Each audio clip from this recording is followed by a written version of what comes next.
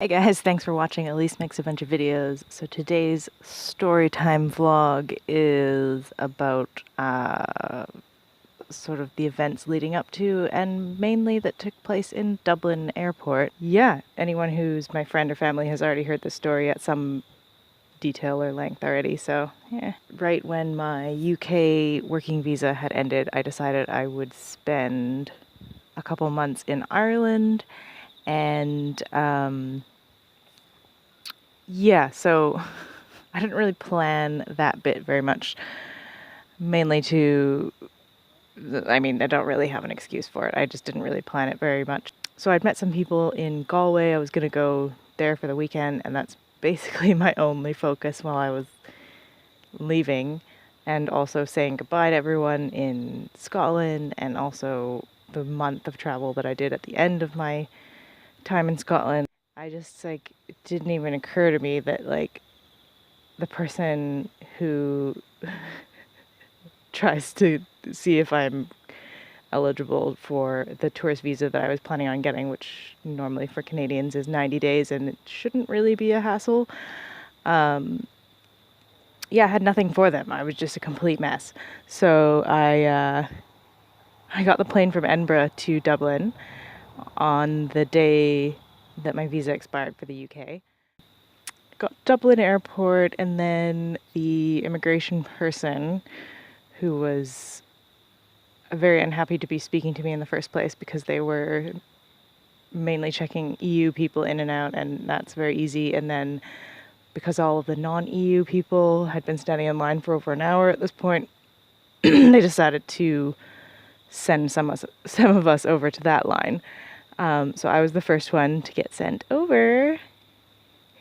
And it was like a Friday night and the very end of this person's shift. So they were very unimpressed with me before I even got there. And of course, the first question is like, how long are you staying in Ireland? And I was like, oh, like, I don't know, probably 2 months or so. I don't really know. So that was mistake number one. If you're going into a country without any predetermined visa, I don't know is not an appropriate answer for how long you're staying there. So that was that was the beginning of the end for me. What really I should have been like, oh no, I'm staying 2 weeks and then I will fly to somewhere. But no, I didn't say that. So that was a big red flag, I guess. And I got put into like a separate little quarantine area, and my phone and my tablet were taken, as well as my passport. I guess the person who initially was talking to me had already denied my entry, but just didn't feel like doing the paperwork, so just let me sit there for a long time, and had a really good excuse to not do anything for the last 45 minutes of their shift, conveniently enough. And then the next customs, immigration, whatever person came, and after having reviewed all my phone communications and going into my messages and emails, I suppose, came to ask me what was happening, what my plans were in Ireland, and instead of like intelligently making up some sort of news story, I just stuck with the actual story, which was that I didn't actually know when I was leaving. I didn't really have a specific exit date, and that I'm basically an idiot.